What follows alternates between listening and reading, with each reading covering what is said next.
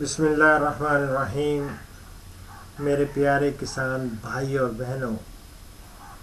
آج میں آپ کو موسم گرما کی سبزیوں میں چپن کدو کے بارے میں کچھ معروضات کرنا چاہتا ہوں۔ سب سے پہلے تو تمام ناظرین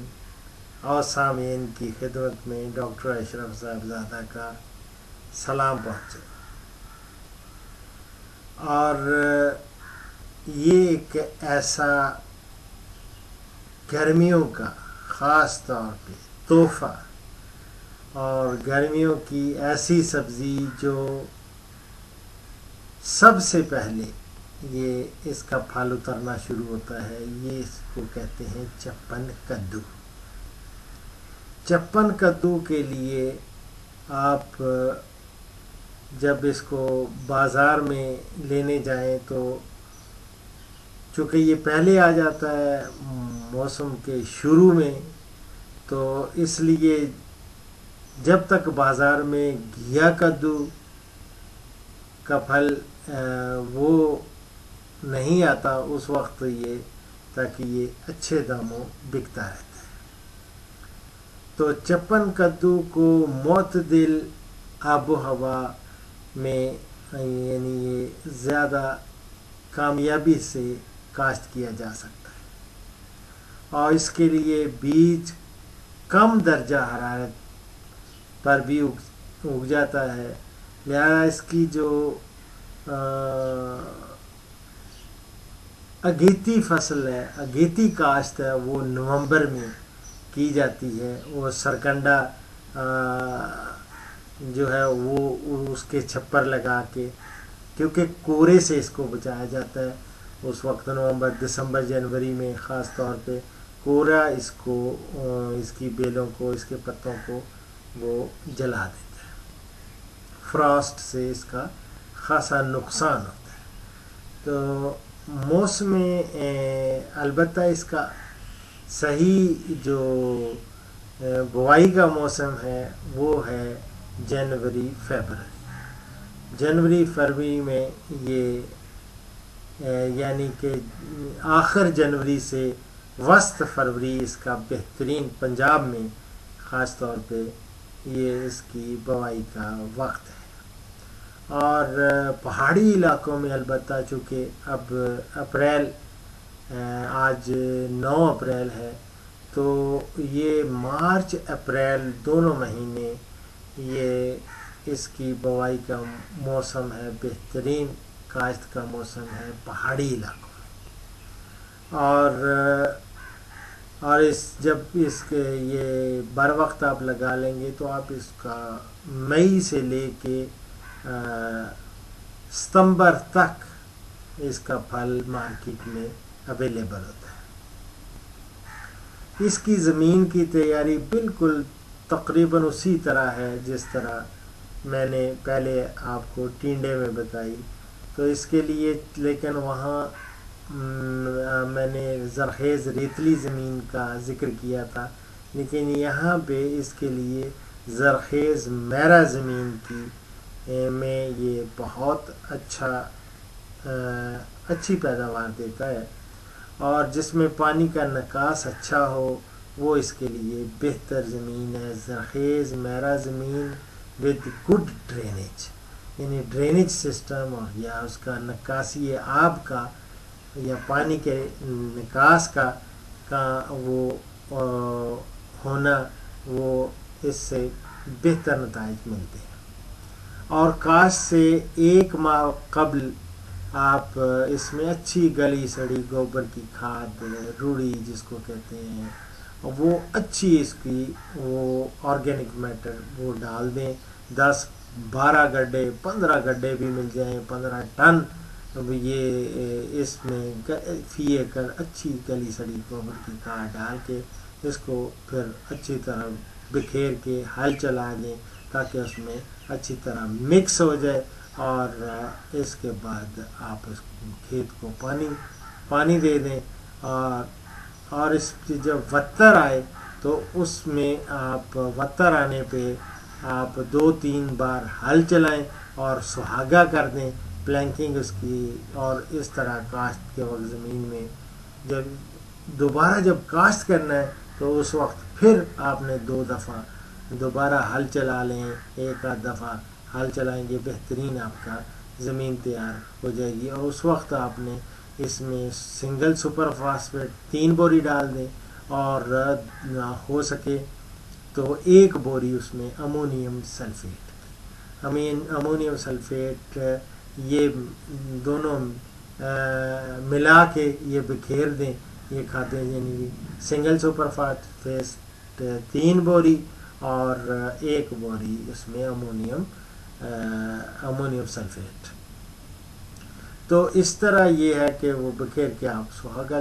کر دیں گے اور زمین تیار ہو جائے گی جب، تو اس میں آپ نے 2 میٹر کے فاصلے پہ نشان لگانے ہیں، 2 میٹر کے فاصلے پہ نشان لگا کے، اور اس میں یہ کرنا ہے کہ پھر پٹڑیاں بنانی ہیں، اور پٹڑیاں بنانے میں درمیان میں آپ نے 50 سینٹی میٹر چوڑی نالی جو ہے وہ چھوڑ دینی، اور یہ 1.5 میٹر کی پٹڑی ہونی چاہیے اس کے لیے، 1.5 میٹر کی چوڑی پٹڑیاں بنائیں، اور درمیان میں آپ کو میں نے کہا پٹڑیوں کے درمیان میں 50 سینٹی میٹر چوڑی نالی وہ چھوڑ دیں، اور ان پٹڑیوں کے دونوں جو کنارے ہیں، دونوں اطراف آپ 50-50 سینٹی میٹر پر اس میں یہ 2-3 بیج جو ہے وہ 2 سے 3 سینٹی میٹر وہ گہرے وہ آپ وہ لگا دیں، ان کی بوائی کر دیں، اور جب وہ اگائیں پھر آپ دیکھ لیں، اس میں بعد میں آپ نے چھدرائی کرنی ہے، لیکن آپ کہیں گے کہ اس کے سارے کے لیے بیج کتنا درکار ہے؟ چپن کدو کا 1.5 کلو بیج فی ایکڑ کافی ہے، اور اس بیج کو کوشش کریں کہ اس کو پھپھوندی کچھ ادویات وہ لگا کر ان کی بوائی کریں، اور اس میں بینلیٹ ہے، فائٹا ویکس ہے، کیپٹون ہے، وہ آپ کو جو بھی اچھی دستیاب ہے وہ آپ 2 گرام 1-2 گرام ہوتے ہیں وہ اس کو لگانے ہوتے ہیں 1 کلو کو، تو 1.5 کلو تو ہے، یہ زیادہ سے زیادہ 1 چمچ وہ لے لیں، اور اس میں اچھی طرح ان کو کسی بیگ میں ڈال کے اور اچھی طرح ہلائیں گے تاکہ سارے بیجوں کو وہ دوائی لگ جائے گی، اور اس کے بعد آپ نے ان کی بوائی کر دینی ہے جس طرح میں نے آپ کو کہا۔ البتہ اس کی آبپاشی کے لیے ضروری ہے کہ آپ جب پانی دیں تو پانی کو اوپر اس طرح نہیں کہ پٹڑیوں کے اوپر چڑھ جائے، اوپر نہ چڑھنے دیں، پٹڑیوں کے اوپر چڑھ جائے گا تو پھر وہ کرنڈ سا بن جاتا ہے، کرسٹ بن جاتی ہے، جس سے بیج وہ پودا اگتا نہیں ہے، وہ اس کو جگہ نہیں ملتی، جب اس اوپر ایک تہ کرسٹ بنی ہوتی ہے، ایک تہ جمی ہوتی ہے، تو وہ اس کو باہر نکلنے میں پودے کو اپنا سر اٹھانے میں وہ دقت آتی ہے، بلکہ وہ نکال ہی نہیں سکتا، تو اس طرح اس کی گروتھ رک جاتی ہے۔ اس لیے پانی نہیں آپ نے پٹڑیوں کے اوپر نہیں دینا، پانی نیچے ہی رکھیں تاکہ وہ سیم کے یعنی اب سے تھوڑا تھوڑا کر کے وہ بیج تک پہنچے۔ اس کے بعد آپ نے ہر ہفتے اس کو آبپاشی کرنا ہے، یہ نوٹ فرما لیں، اور باقی خضرو پودے اور جڑی بوٹیاں ان کا تدارک تو آپ 2-3 گوڈیاں کریں گے تو گوڈیوں سے ہی وہ ہو جائے گا، اور گوڈی کرنا بہت ضروری ہے، اور جب پھل لگنا شروع ہوتا ہے تو اس وقت آپ نے اس میں 60 کلو گرام امونیم سلفیٹ یا 30 کلو گرام یوریا وہ آپ فی ایکڑ وہ ڈال دیں، اور جب 3-4 چنائیاں لے لیں تو اس وقت آپ پھر 40 کلو گرام امونیم سلفیٹ یا 20 کلو گرام یوریا، ان دونوں میں سے کوئی جو دستیاب ہے وہ آپ وہ ضرور فی ایکڑ وہ استعمال کریں، اس سے پیداوار کافی آپ کو ملے گی انشاءاللہ۔ اور ایک اور عرض کر دوں کہ جب آپ ہارویسٹنگ کر رہے ہو خاص طور پہ اس میں 2-3 دن کے وقفے سے آپ اس کی ہارویسٹنگ کرتے رہیں، وہ چنتے رہیں، اور جب بھی آپ پھل توڑیں تو پھل کوشش کریں کہ شام کو ان پھل توڑیں تاکہ صبح منڈی میں تازہ حالت میں آپ فروخت کر سکیں اور اس سے آپ کو خاصا فائدہ ہوگا۔